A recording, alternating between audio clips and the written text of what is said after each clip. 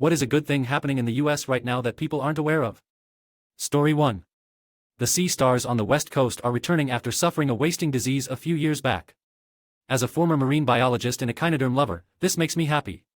Did you just call me an echinoderm? Is that an echinoderm in your pocket or are you just deformed? Barnacled for your pleasure. Story 2. After some really scary news in the late aughts, bee populations have been steadily on the rebound. This news makes me super happy. We need bees. I run a hydroponic garden and have to hand-pollinate my cucumbers, but can only do a few before my back starts to hurt. Bees are pretty great.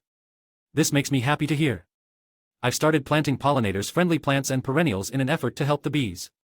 We've seen hummingbirds, butterflies, monarchs and swallowtails, hummingbird moths in the summer in our Zone 5B. Story 3. A breast cancer vaccine is in early clinical trials. My mother-in-law is in this trial right now. Saved her life, it's working. Oh Jesus, that makes me so happy.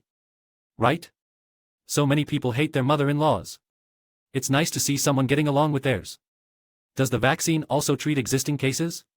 I'm confused by your statement. It's not for people who don't have cancer yet, it's if you have aggressive cancer and to stop it from coming back. Also, there are multiple types of breast cancer, this isn't a cure-all for all types. On the other hand, it targets triple-negative breast cancer, the most aggressive and deadliest form of breast cancer, so that's fantastic. My mother died from that 2 years ago, God, I hope this is going to work for people. This made my day. Story 4. There is a new treatment for my brain cancer. There have been no advancements in like 40 years. I should be able to take it next year and it will hopefully delay my tumor growth. It's pretty exciting. I have done 2 clinical trials. One did not pan out. The other one they won't have the information for probably another 6 to 10 years. I'm expecting an update from you in 10 years. Don't let me down. Sure thing. It's been just over 9 years for me and my doctor sounded the most positive I've ever seen her. Awesome. Congratulations from a random internet friend. It's so good to hear people are benefiting so much from long-term research outcomes. I wish you all the best. I lost my grandmother, 47 years ago, best friend, 10 years ago, and a good friend's adult son, 7 years ago, to brain tumors of different kinds. Story 5. We've discovered a drug that places a significant pause on multiple sclerosis progression and are in trials for what could very well be the cure. Not only MS, but potentially all autoimmune disease, including Crohn's, T1 diabetes, arthritis, Lyme, and even allergies. Does this include celiacs? Gosh, I hope so. I miss bread. Story 6. There's a guy in my hometown who hides thousands of dollars outside a children's rehab center, then calls the front desk and they have a little scavenger hunt until they find it. They then use the money to help families buy holiday gifts. No one knows who he is, but over the years, he's given over $100,000. It's usually front-page news when the year's donation comes in. And you're telling me this guy isn't even filming it and making the front desk people express their gratitude on camera for the sake of clout and turning a profit? The nerve of some people. Holy shit, vote this to the top. Medical advancements are nice, but pure hearts keep the world moving. Story 7. The IRS is testing a program in 2024 that will let most people file their taxes for free right at their website, so that should save people a little cash this spring. I'm really hoping this works well, it's been talked about for a while. Hopefully by 2025 it will eliminate some of the people that are hoping to die in their positions instead of letting others take over and implement forward-moving changes within the IRS. I still stand by my belief that we should handle our taxes much like other countries do. They should just tell us what we owe and we pay it. Or better still take out the correct amount and then we don't have to play a guessing game, FFS. I'm surprised Intuit hasn't lobbied this down yet. It kinda has been. There is a program called IRS Free File which a lot of people don't know about due to lobbying. Basically you can already file your taxes for free, for a lot of people anyways, if you go through the free file link. No more $50 to $100 per year or more with TurboTax or alternatives. Story 8. We're killing cancer. Look at cancer survival rates over the last 5 years. Yes. My daughter is currently in remission from an extremely aggressive type of cancer. All the scientific papers even from a few years ago called the prognosis grim and basically unsurvivable. She currently has a solid chance of survival. I am so thankful this didn't happen 5 years earlier. Fuck yeah. This sort of thing is why I had to LOL privately at someone who recently commented that healthcare sucks now compared to 20 plus years ago. They were focused entirely on the customer service aspect of it, not the actual, healthcare aspect. Things that were a death sentence decades ago are now treatable with varying degrees of ease, and that's fantastic. I just had an outpatient surgery that took 45 minutes and had a recovery that basically consisted of taking an antibiotic prescription and an antihistamine while avoiding strenuous exercise for a week.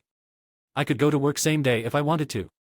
Even 15 years ago it would have been a somewhat invasive surgery with 10 days of recovery in a ward. Healthcare is leaps and bounds above what it was even a decade ago. It's astonishing. I'm sitting in the waiting room of a surgery center. I am about to go in for nano-surgery on my knee. They are going to locally freeze me and I will walk out in an hour or so a new man. The doctor told me that only a few years ago this procedure would have required a general anesthetic in a hospital setting, which I couldn't risk because I have high blood pressure and a history of mini strokes. I am totally stoked. Tennis courts are coming back. Story 9. A new bill moving through Congress appropriately named End Hedge Funds Control of American Homes Act. The title is fairly self-explanatory. It seeks to prohibit corporate investments in single-family homes.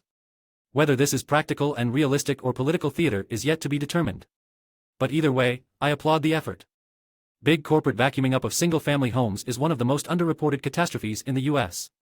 It's monstrous bullcrap, and if this bill can't work, GOP will never vote for it. It'd be great if the tax code could be rewritten to tax this kind of investment out of existence.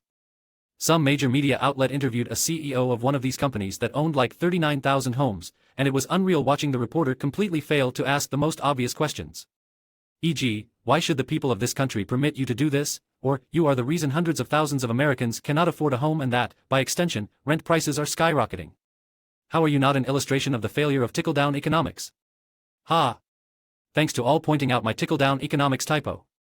Excellent stuff, so I'm leaving it in the post. TBF, private equity isn't the primary reason people can't afford homes. We had low inventory issues brewing long before PE got involved to the extent they are now.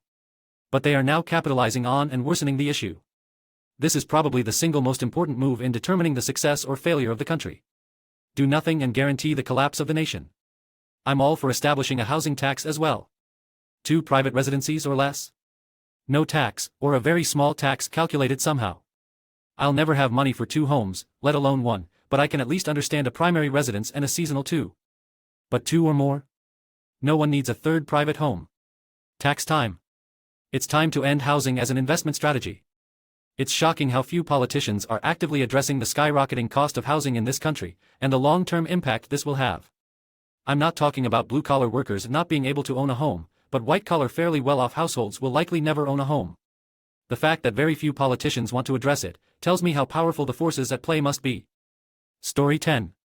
Despite everyone stuck on their phones all day, outdoor recreation has been trending up, which means people are enjoying all the great nature the USA has to offer. It's a double-edged sword.